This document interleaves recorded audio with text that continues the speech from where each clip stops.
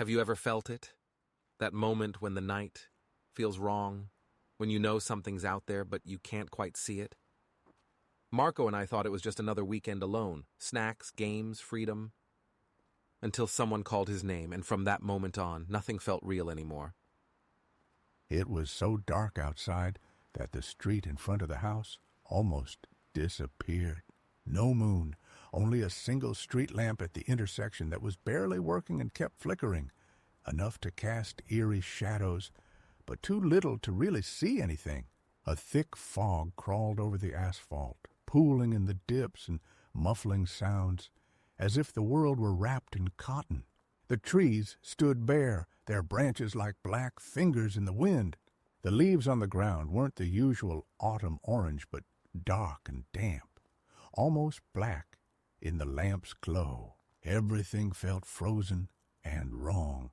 Inside, Marco and I had been sitting in front of the TV for hours, headphones on, controllers clenched in our hands. Our parents were away for the weekend. The house belonged to us for a few nights. That feeling of breaking the rules and freedom that also makes you uneasy. At some point, Marco said he'd go get snacks. "I'll grab chips. Be right back," he said, stood up and went down the stairs to the kitchen, which was one floor below, right on the street side. I heard the front door downstairs creak faintly, then cabinet doors, then the crinkle of a bag of chips. Then a scream cut through the night, a high, desperate woman's cry, sharp as glass. It came from outside, from the direction of the intersection, but it filled the house as if it were right behind the wall. For seconds, I sat there frozen, the game running like background noise. And then, clearer than an echo, I heard a voice say one name, "Marco!" Not a hey or hello, not a vague call, clear and direct. "Marco." The emphasis was thin, almost hollow, as if the voice came from the fog itself. I knew immediately it wasn't a random shout. Marco bolted up the stairs so fast the steps groaned. His hair was wet, like he'd been standing at the kitchen window.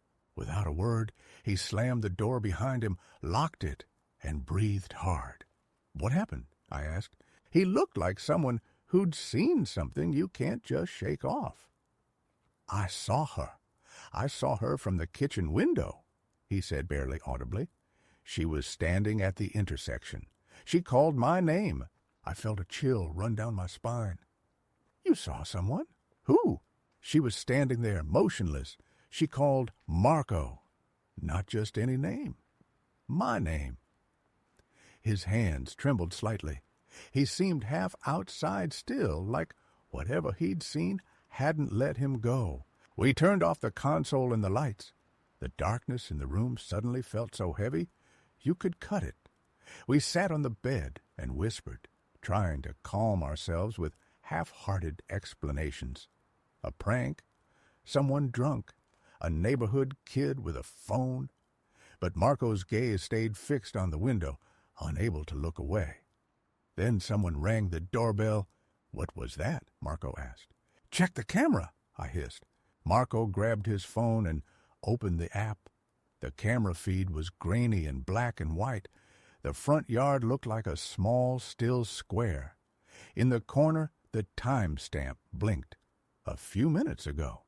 And beneath it, like a cold slap, "No motion detected." "No motion detected," Marco muttered, staring at the screen as if the device were lying. But we clearly heard the ringing. The app showed only fog, wet paving stones, and the flickering street lamp.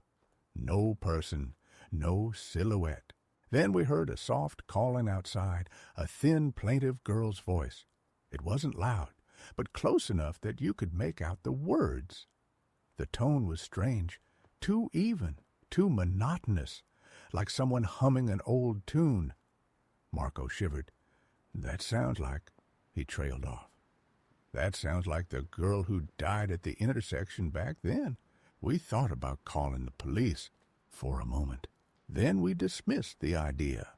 Two guys alone in the house. How would we prove anything?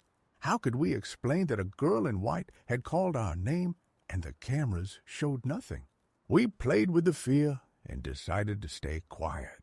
Stupid, maybe cowardly, but at that moment our plan was no lights, no noise, nothing that might attract attention. We pulled the curtains shut. The darkness seemed to swallow us. We crouched next to each other, whispering barely, the minutes stretching into sticky threads. Several times we heard footsteps on the gravel outside, sometimes closer, sometimes farther away, but never a distinct sound you could pin down. Once the bell rang softly at the door, twice. We flinched, but didn't dare get up. The ringing faded. Time dragged. Sometimes you could hear distant sobbing, a whisper, a word that half sounded like a name. We stayed awake so long, our eyes burned and our necks tensed. No more screams, no other movement. Just the certainty that something stood outside and maybe had only waited until we were quiet. Toward morning, when the gray of day ate the darkness, we heard a car pull into the driveway. Our parents were coming back. Steps, suitcases, voices, normal, calm. The front door swung open, keys, the usual, were back noises. We suddenly felt ridiculous, like our fears were embarrassing in front of everyone. Dad went outside to grab bags. I saw him pause for a moment by the garbage can. He picked something off the ground, frowned, and tossed it into the bin. It was a small piece of white cloth, soaked and crumpled. He just said, "Someone must have lost something," and came back in. The family had breakfast like the night had been ordinary. We tried our best to eat. Every bite felt wrong. We didn't tell anyone the whole truth. 2 guys coming to school saying a girl in white had called their name. That sounds like meme material and clicks. So we only said we heard something and stayed in our room. Most people nodded, made jokes, shook their heads, and moved on. But here's the thing. Only Marco saw the girl, and only he can say how it was. I didn't see her. I only heard the voice, and I saw how Marco reacted, how he ripped the curtains closed and shut the door. That's enough. Sometimes, when I drive past the intersection at night and there's fog, I get that uneasy tug in my gut. In my head, I hear the thin, distant voice calling a name that sounds like a friend. Marco rarely explains why she knew his name. He just shrugs and tries to distract himself, but sometimes you catch him in the middle of the night staring at the camera app, even though the display always says the same thing. No motion detected. He hopes for something, anything that will prove he was wrong. I hope he's never right. If you ever stand in that kind of fog at the intersection, don't stand in the middle. Don't stare too long at something white. And for the love of everything, don't call a friend's name back just to see if something answers. Some things answer. Some things know names that aren't meant for them. And sometimes all it takes is one boy seeing what the light won't hold.